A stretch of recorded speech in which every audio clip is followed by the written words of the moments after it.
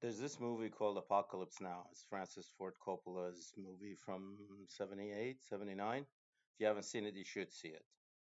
In there, there's a fellow named Colonel Kilgore, and the best quote in that movie, which is often repeated everywhere, is I like the smell of napalm in the morning. It smells like victory. Well, if you remember, we talked about uh, perfume and dye free laundry detergent before. This video is a rant about colognes.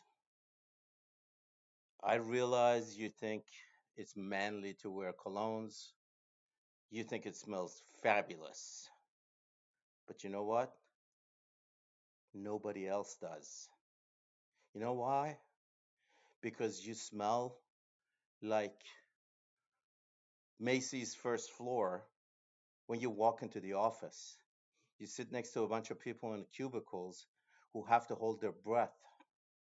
They have to write HR emails anonymously telling them that you can't take sitting next to this guy anymore. It's unbearable.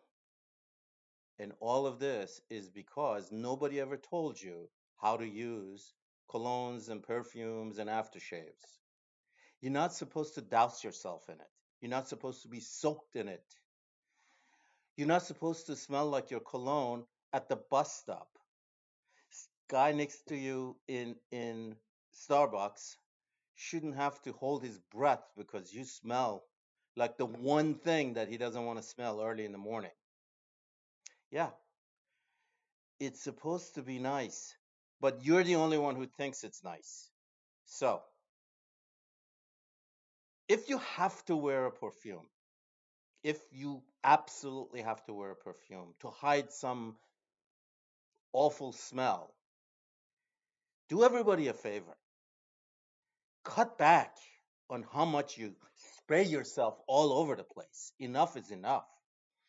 I'm here to tell you that you may think this perfume smells fabulous, lovely. Nobody else wants to smell this. They can't stand sitting next to you in a meeting. They're gossiping about you. Guess why you're not being invited to happy hour after work? Because people just don't want to stand next to you. You smell horrific, even if you bought the most expensive cologne. No one is willing to tell you this because it's embarrassing and awkward. But I'm going to tell you. So stop thinking what you enjoy, the smell that you like on you, is something everybody else wants to smell. Nobody wants to smell that. Okay? So grow up and learn how to use cologne. First of all, if you're taking showers, you don't need a cologne. However, if you feel absolutely must wear cologne, spray it in the air and walk through it. That's all you need.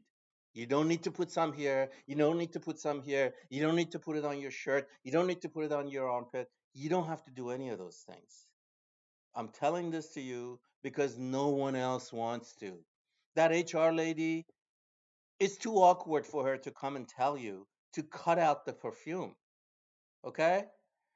All right. So the rule here is A, you don't have to wear cologne. Take showers.